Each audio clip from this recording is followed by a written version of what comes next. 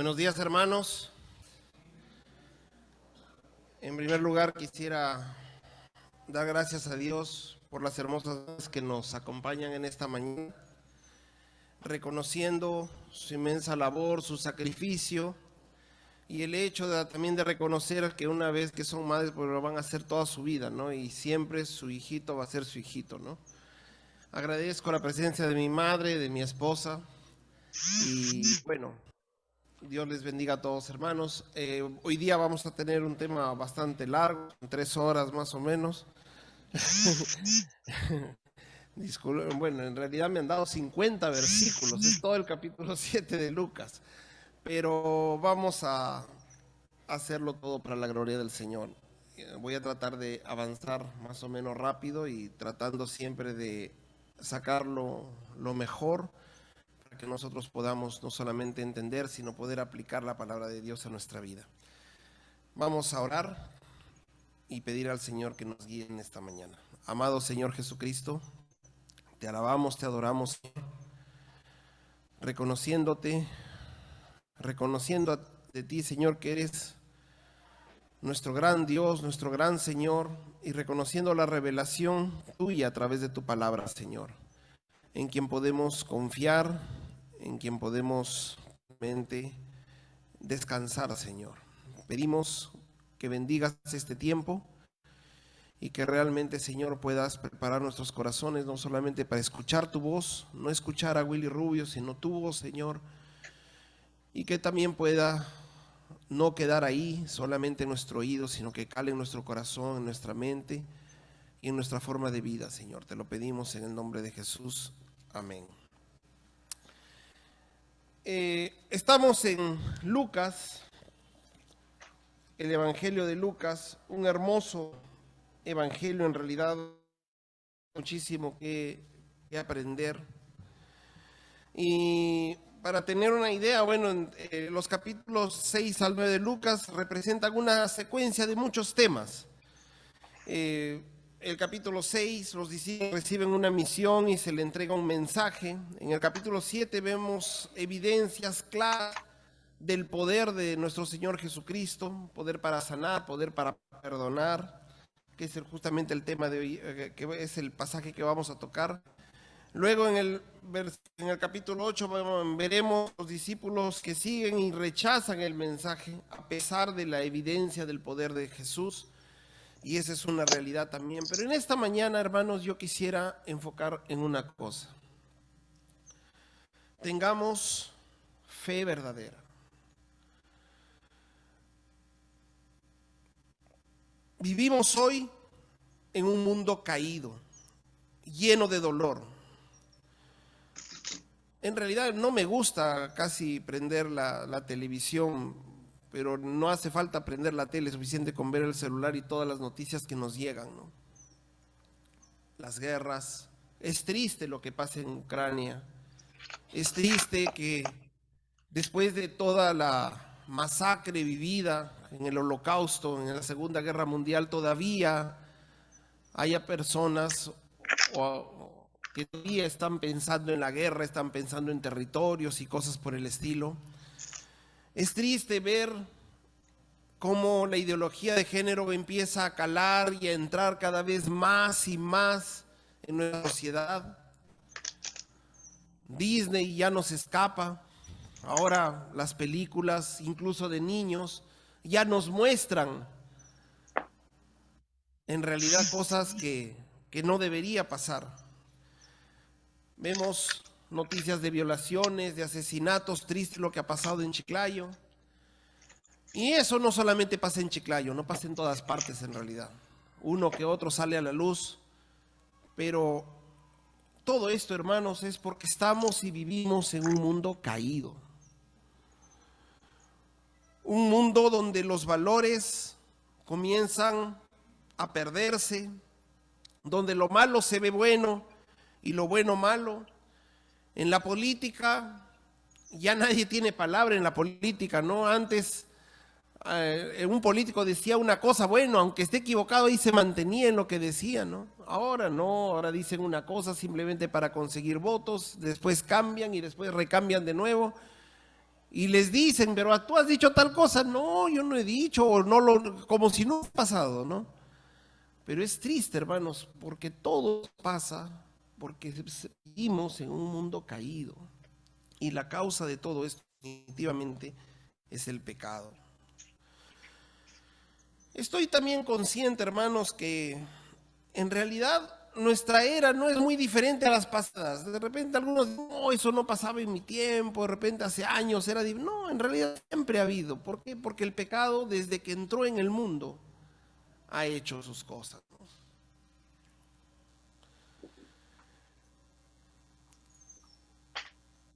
El pueblo judío, el pueblo de Dios, esperaba un Mesías, el Cristo. Y en realidad fue muy mal entendido. Tal vez por esa razón no lo reconocieron cuando estuvo frente a ellos. El capítulo, sí, bueno, la idea era que nuestro hermano lea todo el capítulo 7 primero antes de comenzar, porque en verdad pasar a leer vamos a hablar un poco, pero yo lo voy a dividir en tres partes, ya, en tres partes el capítulo 7. Y vamos a empezar por la parte del centro, solamente como introducción. Y en la parte central, en el capítulo 7, en el verso 18, dice, los discípulos de Juan le dieron las nuevas de todas estas cosas y llamó Juan a dos de sus discípulos y los envió a Jesús para preguntarle, ¿eres tú el que había de venir o esperamos a otro? Cuando pues los hombres vinieron a él, dijeron, Juan el Bautista nos ha enviado a ti para preguntarte, ¿eres tú el que había de venir o esperamos a otro? Yo me pongo a pensar, estamos hablando de Juan el Bautista, el que dijo cuando a Jesús lo estaba bautizando, yo no soy digno de, ni siquiera lo quiso bautizar y dijo, yo no soy digno ni siquiera de atarte los zapatos, ¿no? Y acá lo vemos dudando, preguntándose, ¿eres tú, Mesías?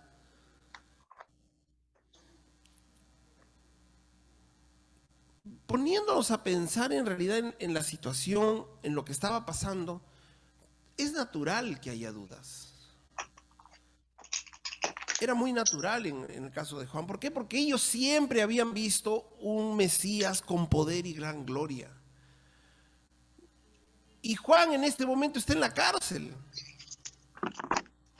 Y él decía, el Mesías está acá, ¿por qué yo sigo en la cárcel? No se supone que ya, pues, no, ya debe empezar el revuelo. Bueno, en realidad no tenía idea todavía de cómo iba a ser el accionar de nuestro Señor.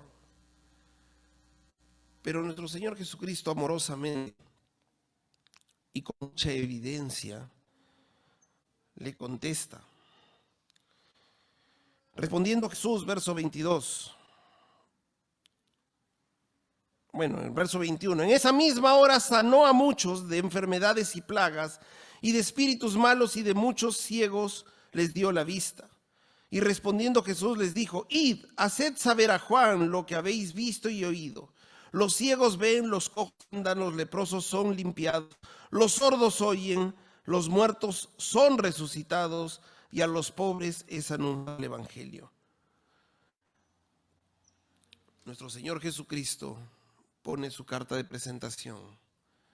Mira lo que está pasando. Vayan y díganle a Juan. Todo lo que están viendo, lo que se está evidenciando, los ciegos ven, los sordos oyen, los cojos andan, los muertos se levantan. No hacía falta más para Juan. No fue necesario más. Y yo quiero pensar esta mañana, hermanos, en nuestra fe. Hoy, ¿cómo está tu fe? ¿Cómo está mi fe? ¿O qué tipo de fe tenemos? ¿Dudamos? ¿Todavía duda en nuestro corazón?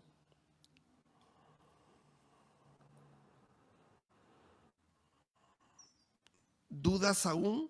Pues te cuento, hermano, aún habiendo todo esto, aún viendo todos los milagros que el Señor estaba haciendo, muchos lo rechazaron. Verso 30. Mas los fariseos y los intérpretes de la ley desecharon los designios de Dios respecto de él, de sí mismos, no siendo bautizados por Juan. Y ahí Jesús habla una parábola refiriéndose a estas personas que en verdad lo rechazan, aún viendo y reconociendo los milagros de Dios, había rechazo. Hoy, ¿eso es diferente?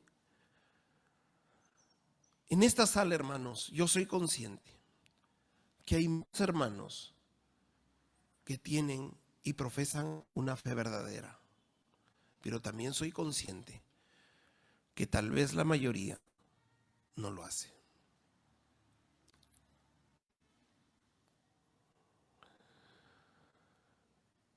No es garantía, si estás sentado en esta silla, que eres creyente.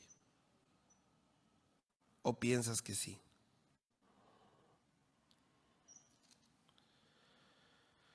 Jesús, hermanos, cura y perdona, pero hay gente que aún así lo rechaza. Y hoy día vamos a hablar de la fe verdadera de dos personajes.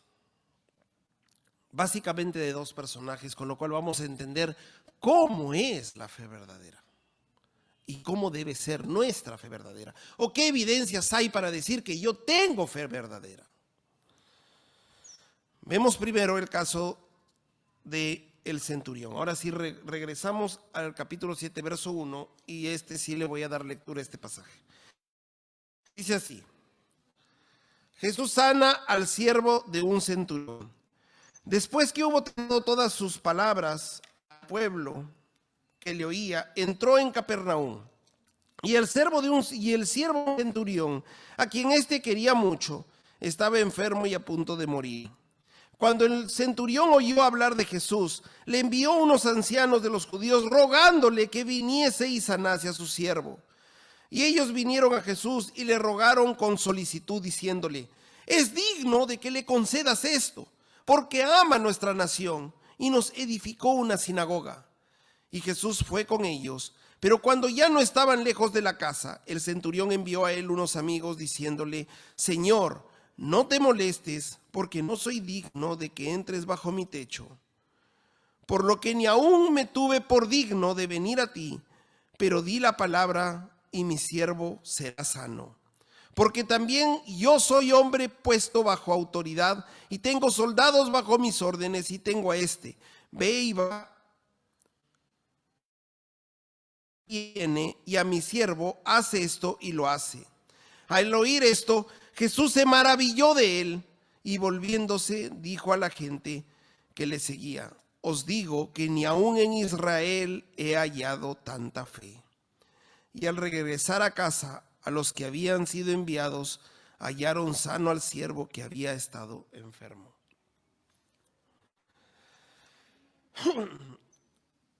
Este centurión, ¿quién era? Bueno, lo que nos dice el pasaje es que era un hombre importante. Un centurión era como un sargento encargado de un grupo de soldados. Se supone que de una centuria, que debería ser 100 soldados, pero en la práctica más o menos eran entre 70 y 80 soldados a su cargo. O sea, tenía autoridad, tenía una posición y también tenía opciones. Y aboga por su esclavo, por su siervo. El siervo, en contraposición con el centurión, no tenía ningún derecho como siervo, como esclavo. Era como un objeto, era simplemente una posesión más. Incluso un historiador decía que entre un carro, un animal o un esclavo, la única diferencia era que el esclavo hablaba, nada más. Pero vemos, hermanos, en este centurión la manifestación de su fe. Me parece que es la única vez donde dice que Jesús se maravilla por la fe de alguien. No estoy muy seguro, pero me parece que es la única vez que menciona la palabra de Dios que Jesús se maravilla de tal forma de la fe de alguien. Y es de un pagano. la fe de un pagano, la fe de este centurión. Entonces, en realidad sí tenemos cosas que aprender de este centurión. En primer lugar, la fe verdadera expresa amor al prójimo.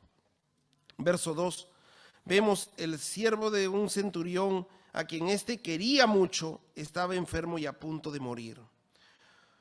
Tuvo amor compasivo por su siervo, lo tenía tal vez en gran estima, pero no se quedó de brazos cruzados el centurión. Buscó sanidad para su siervo. No nos dice el pasaje, pero yo supongo que ya venía de una enfermedad, no sé si larga, pero ya venía habiendo visto a otras personas. Y tal vez todos llegaban a la misma conclusión: ya no se puede hacer nada, ya no se puede hacer nada. Por eso dice que estaba a punto de morir.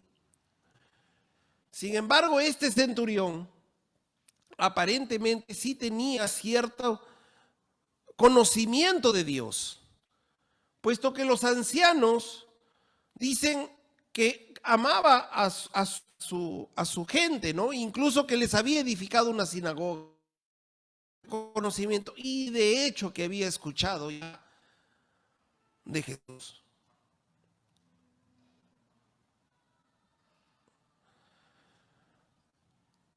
El centurión, obviamente, como una persona de cierta autoridad, tenía información. Bueno, no había periódicos, no había internet en ese momento. Yo abro las redes sociales y me dicen de todo, ¿no? De todo lo que está pasando. Ahí no. Pero obviamente ellos tenían más y una información un poco más privilegiada. Ya sabía que Jesús lo que estaba haciendo. Y saben ustedes, el centurión creyó y mandó buscar a este hombre para que lo sane a su siervo. La fe verdadera, hermanos, expresa amor.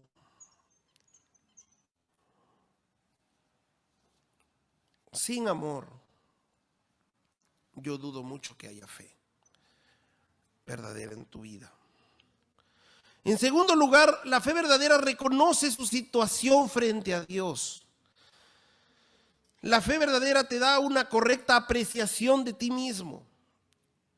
Los ancianos tenían una percepción del centurión. Del centurión. ¿Qué decían los ancianos?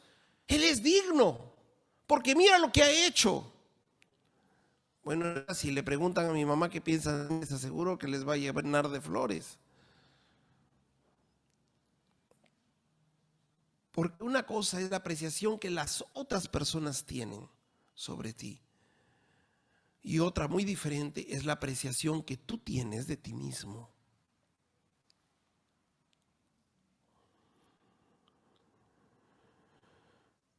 Los ancianos veían los méritos del centurión. Es como decir, es un buen ciudadano, es un buen vecino, es un buen tipo, es bondadoso, es sacrificado. Todas las cosas le veían buenas, ¿no? Pero esto, hermanos, no nos lleva a Dios. Nunca somos dignos delante de Dios. Nunca vamos a ser dignos delante de Él. Cuando yo me siento en estas sillas y veo al de mi costado, al de adelante, de atrás, puedo de repente decir, bueno, yo parezco que estoy un poquito mejor, que este un poquito más bajito, que este un poquito más así, otro un poquito más asá. Pero nuestro Señor Jesucristo, su estándar es diferente. Su estándar es su Hijo. ¿Quién de nosotros en esta mañana puede ponerse de pie y decir, Señor, yo con tu Hijo, ahí vamos? Hermanos, lamentablemente a veces no lo pensamos, pero con nuestras actitudes sí lo hacemos. Y vamos a ver más adelante. Como les digo, claro, si nos comparamos con otros hombres, bueno, podemos quedar más o menos bien, ¿no? Yo si me comparo con Abimael Guzmán, con no sé, con personajes así, yo diría, bueno, ya, como que yo puedo caerle un poco mejor al Señor, ¿no? Pero en verdad así no hace nuestro Señor.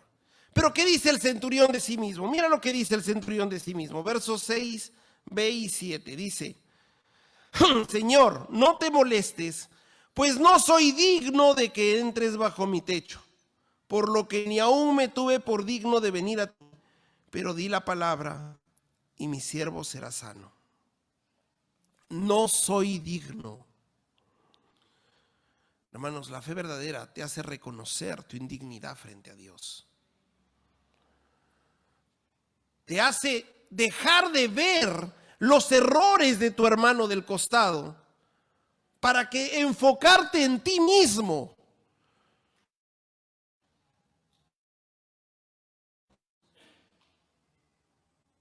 ¿A quién le gusta? Yo prefiero, es más fácil ver los errores del costado.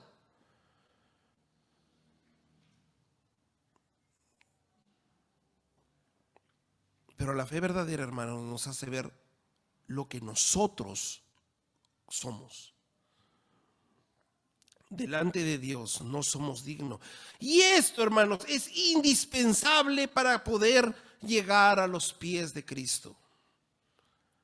Si tú no tienes una real, no reconoces la real dimensión de tu situación frente a Dios, jamás vas a llegar a los pies de Cristo de forma verdadera. Y jamás vas a ejercer la fe verdadera. La humildad frente a Dios es fundamental, hermanos. ¿Por qué? Porque cuando me enfrento a Dios, yo me doy cuenta, mis obras, mis méritos, mis logros no son nada. No son absolutamente nada frente a Dios. El Señor lo que quiere es darme su gracia, su favor inmerecido, su perdón inmerecido, su sanidad inmerecida. Entonces, manifiesta confianza absoluta en Dios. Fíjate el verso 7.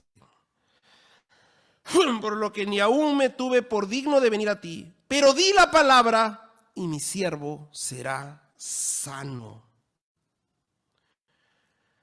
La fe, confianza absoluta en Jesús, en Dios y en su palabra. Es suficiente con tu palabra, Señor. No hace falta que llegues a mi casa. Yo no soy digno de recibirte. Tú di la palabra de lejos y será hecho. Una fe digna de imitar. Y ahora entendemos por qué razón nuestro Señor dijo, aún en Israel no he visto tanta fe. Maravillado. Obviamente, hermanos, la fe no tiene más poder que el objeto donde pones la fe. La fe en sí misma no es la cosa, es la fe en Cristo, la fe en Dios.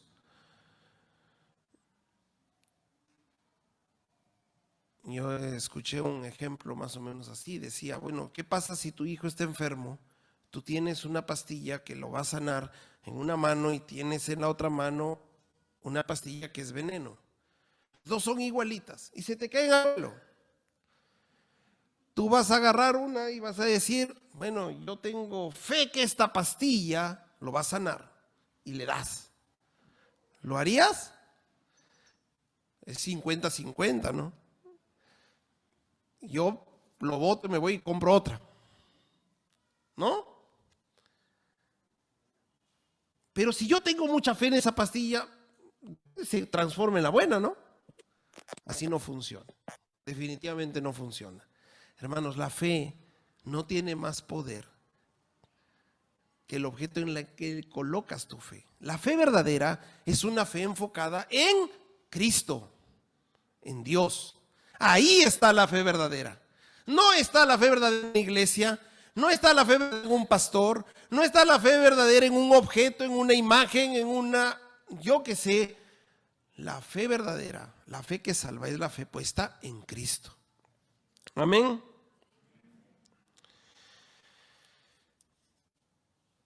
Y esta es una fe digna de imitar. Porque nuestro Señor Jesucristo no es cualquier personaje, hermanos. miren lo que es nuestro Señor, para poder entender en quién estamos depositando nuestra fe. Fíjate lo que dice verso 11, capítulo 7, verso 11 al 17. Dice: aconteció después que él iba a la ciudad que se llama Naín, e iban con él muchos de sus discípulos y una gran multitud. Cuando llegó cerca de la puerta de la ciudad, y que llevaban a enterrar a un difunto, hijo único de su madre, la cual era viuda, y había con ella mucha gente de la ciudad. Y cuando el Señor la vio, se compadeció de ella y le dijo: no llores. Y acercándose, tocó el féretro, y los que lo llevaban se detuvieron, y dijo: joven, a ti te digo, levántate. Entonces se incorporó el que había muerto y comenzó a hablar, y lo dio a su madre. Y todos tuvieron miedo y glorificaban a Dios, diciendo: un gran profeta se ha levantado entre nosotros, y Dios ha visitado a nuestro pueblo. Y se extendió la fama de él por toda Judea y por toda la región de alrededor.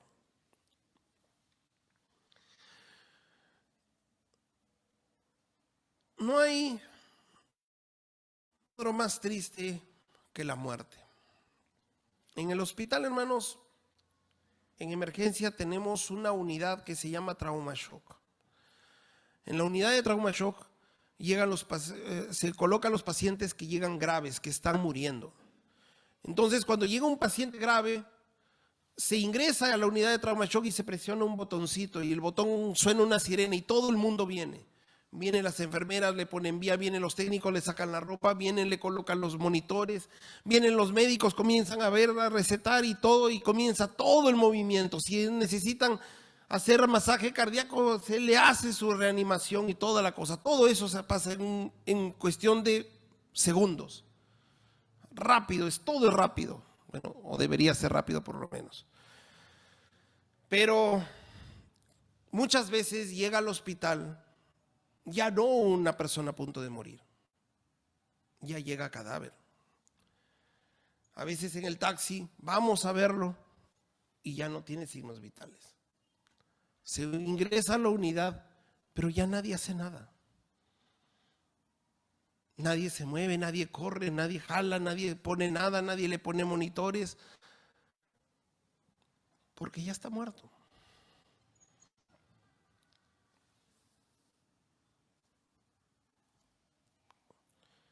No hay mayor crisis que ya la muerte, porque en realidad la mayoría entiende de que ya terminó, ya pasó.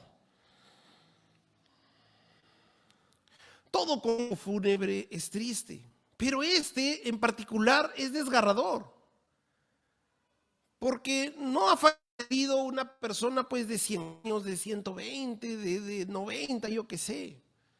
Ha fallecido un joven, hijo único de una viuda. El cuadro es realmente desgarrador. Y se encuentran con Jesús. Jesús venía con toda su gente para entrar a la ciudad de Naín, con toda la emoción de lo que estaban viendo, que de las sanidades, de los ciegos, de los cojos y todo. Y llegan a este punto y se encuentran con el cortejo fúnebre.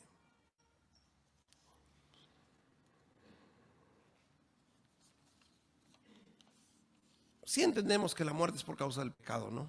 Como comenzábamos conversando en la primera parte. El pecado, hermanos, es el gran asesino. Es el ladrón. Es la plaga, es la peste de este mundo. El pecado destruye tu vida, destruye tu hogar, destruye tu familia, destruye tus hijos. Destruye nuestra sociedad. Y no le tenemos miedo. Hace 2 años estamos conviviendo con una pandemia.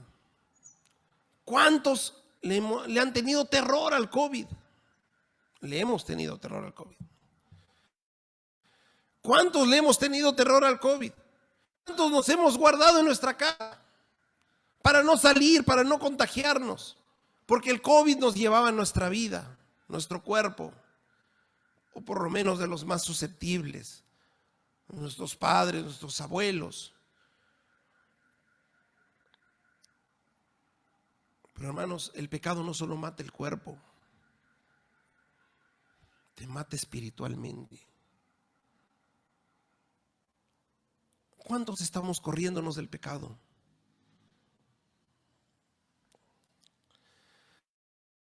Pero acá vemos en este cuadro, hermanos, de esta muerte, la compasión de Cristo.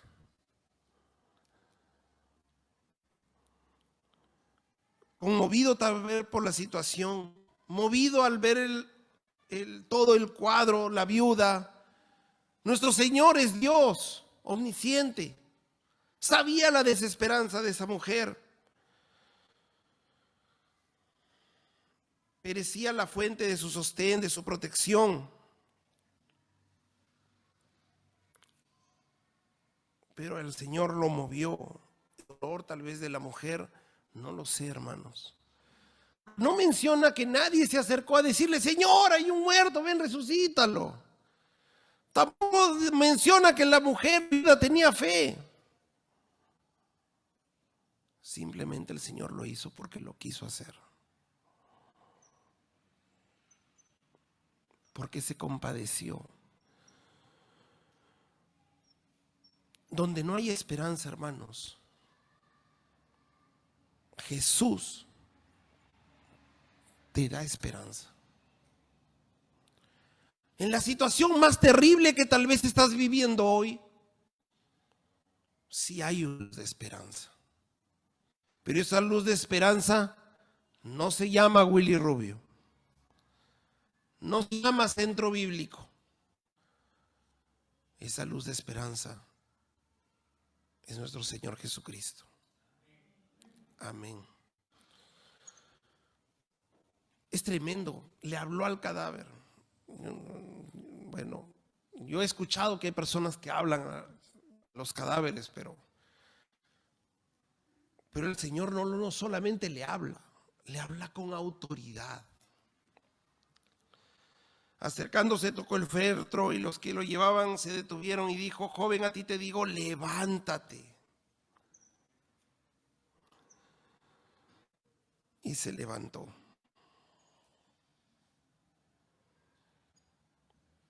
Acá nos demuestra la gracia y el favor de Dios. Tan solo su gracia. ¿Cómo no tener fe en nuestro Señor Jesucristo? ¿Cómo no poder desarrollar esa fe verdadera, hermanos, hoy? ¿Tú le crees a Dios? ¿Crees en Él? ¿Crees que entregó su cuerpo y su sangre por tu pecado?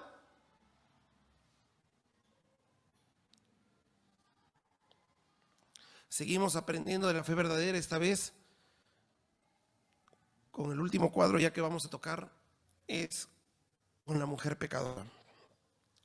Vemos entonces el verso 36 en adelante del capítulo 7. 36 en adelante dice: uno de los fariseos rogó a Jesús que comiese con él, y habiendo entrado en casa del fariseo, se sentó a la mesa. Entonces una mujer de la ciudad, pecadora, al saber que Jesús estaba a la mesa, en la mesa en casa del fariseo, trajo un frasco de alabastro con perfume. Estando detrás de él a sus pies, llorando, comenzó a regar con lágrimas sus pies y los enjugaba con sus cabellos, y besaba sus pies y los ungía con el perfume. Cuando vio esto el fariseo que le había convidado, dijo para sí: si fuera profeta, conocería quién y qué clase de mujer es la que le toca, que es pecadora. Entonces respondiendo Jesús le dijo: Simón, una cosa tengo que decirte. Y le dijo: di, maestro. Un deudor tenía 2 deudores. Le debía 500 denarios y el otro 50.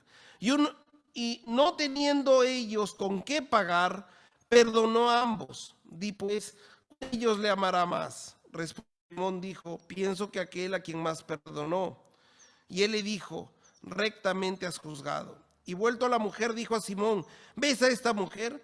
Entré en tu casa y no me diste agua para mis pies, mas ésta ha regado mis pies con lágrimas y los ha enjugado con sus cabellos. No me diste beso, mas ésta, desde que entré, no ha cesado de besar mis pies. No ungiste mi cabeza con aceite, mas ésta ha ungido con perfume mis pies. Por lo cual te digo que sus muchos pecados le son perdonados porque amó mucho.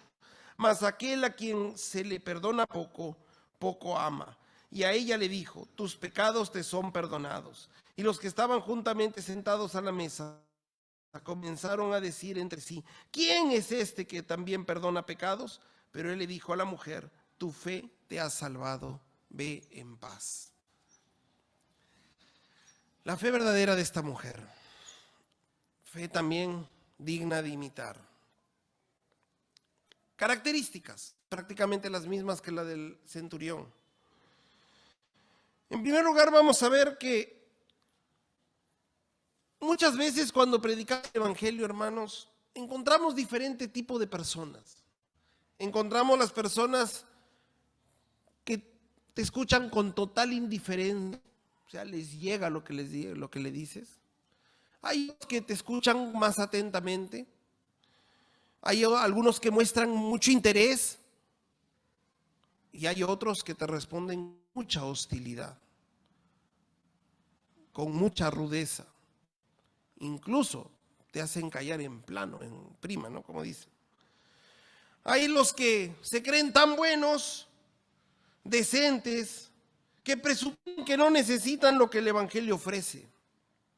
Hay los que se creen tan malos, tan pecadores, que no pueden aceptar que sí tienen esperanza. Sin embargo, hermanos, hay otros, los que reconocen su condición de pecadores frente a Dios, saben lo malo que son, pero al mismo tiempo están dispuestos a aceptar por fe el perdón y la gracia de Dios, el perdón y la gracia que ofrece nuestro Señor Jesucristo. En este pasaje vemos dos personajes, rápidamente ya porque ya nos gana el tiempo. Un fariseo y una mujer pecadora. El fariseo era un hombre religioso, un intensamente moralista. Hoy sabemos que probablemente terriblemente hipócrita, pero en ese momento, en esa circunstancia, si nosotros nos ponemos a pensar, en realidad los fariseos eran lo mejor de la sociedad judía, eran lo mejor, eran los líderes religiosos, eran como decimos, bueno, los pastores, los sacerdotes, yo qué sé, eran lo mejor de la sociedad, lo más moral de la sociedad. En su contraste tenemos a la mujer pecadora, una mujer de mala reputación, de mala vida. No dice el nombre de la mujer, no dice exactamente a qué se dedicaba, pero creo que a qué se dedicaba. Los hombres conocían bien qué es lo que era, ¿no? Ambos tenían interés en Jesús. Ambos se interesaron en acercarse a Jesús. Unos representando lo mejor de la sociedad judía y por el otro lado representando lo peor de la sociedad judía. Simón lo llamó a Jesús, le rogó, dice, para pueda venir a cenar a su casa, y Jesús fue. Esta mujer tal vez escogió el peor lugar para acercarse a Jesús, pero fue lo que ella tuvo en el momento. Ella se enteró, está en la casa de Simón, y fue ahí. Tal vez sabía que su presencia sería escandalosa, pero estaba decidida a acercarse a Jesús. No le importó. No solo fue curiosidad, hermano, lo que tenía la mujer. Tenía una carga tremenda que quería ser dada.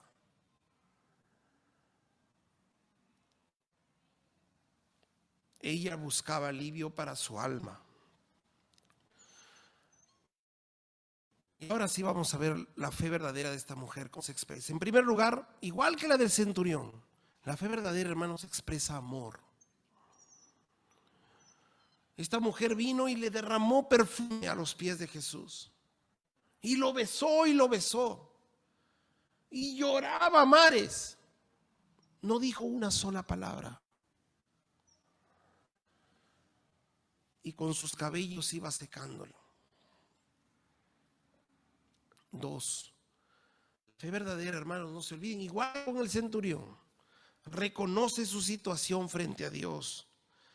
Ella sabía que no era digna. Ella sabía que estaba lejos de Dios y que no era digna de acercarse a Él.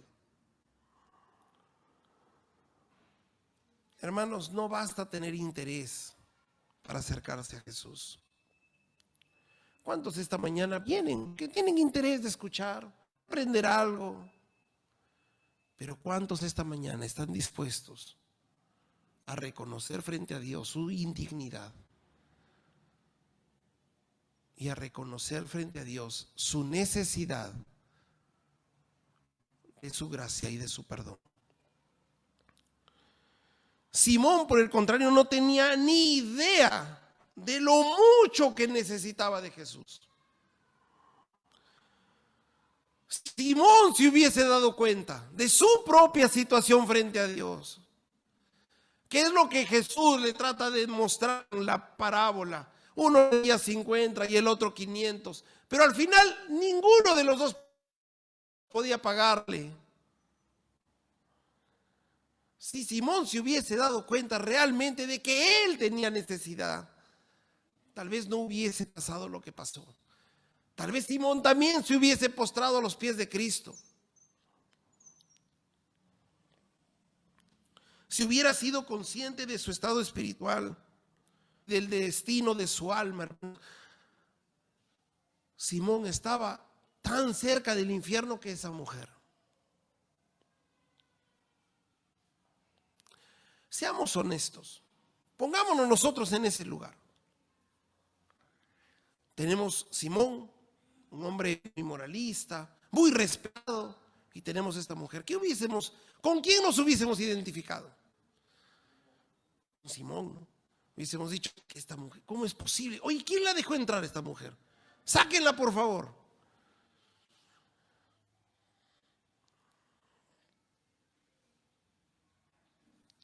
Pero Jesús, hermanos, no ve como nosotros, no juzga como nosotros. Jesús, hermanos, conoce tu corazón, mi corazón, mejor que nada.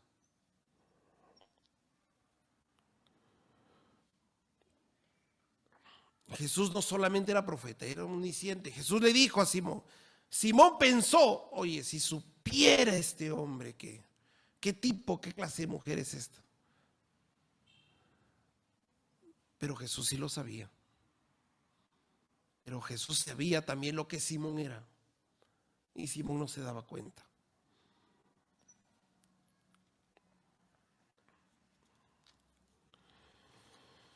Jesús quiere hacerle ver a Simón su necesidad. Esta mujer está en problemas, pero tú también, Simón. Ella no puede pagar su deuda, pero tú tampoco, Simón, tú tampoco puedes pagar tu deuda. Hay una gran diferencia, hermanos, pero ella sí lo sabe, Simón no. Simón se creía digno. Él era digno. Ella era la indigna.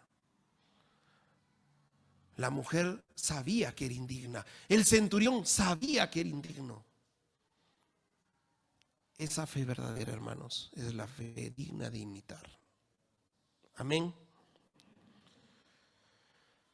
Y por último, la fe verdadera demuestra adoración. Esta mujer adoró a Jesús, entregándole lo más valioso que tenía. Lo entregó todo. ahí. Su perfume, su dignidad, todo lo dejó ahí. Y como les digo, hermanos, la mujer no mencionó palabra alguna. No ha dicho nada la mujer. ¿Qué obtuvo la mujer? Verso 48. A ella le dijo: tus pecados te son perdonados. ¿Cuántos esta mañana necesitan el perdón de Jesús? Si tú eres consciente que necesitas el perdón de Jesús, es porque eres consciente de tu indignidad frente a Él. Y eres consciente que solo en Cristo tienes esperanza. Amén.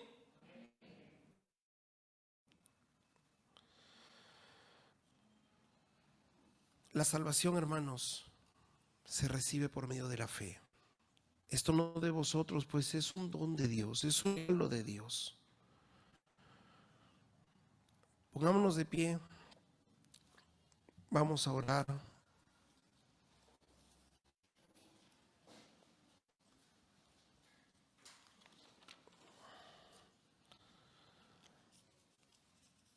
Yo quiero dejar un minuto en silencio. Si tú quieres pedirle perdón al Señor en esta mañana, hazlo de corazón.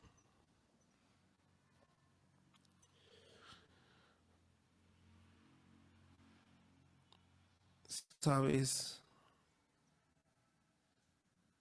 tienes esperanza, que eres indigno.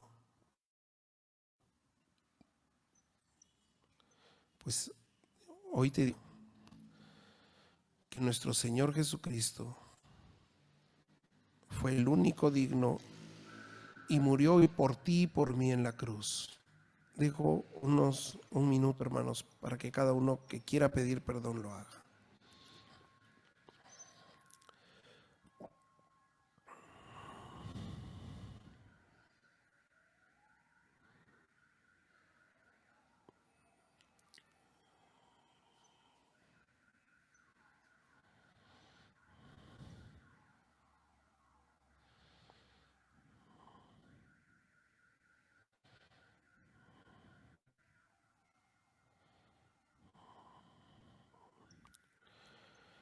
Esta mañana, Señor, reconocemos nuestra indignidad frente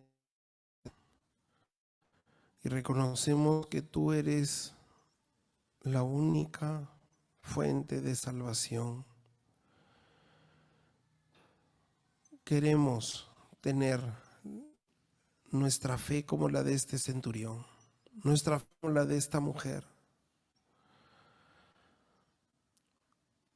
Rézanos, Señor, danos de tu gracia y de tu perdón. Te lo pido en el nombre de Jesús. Amén. Amén, hermanos. Dios les bendiga.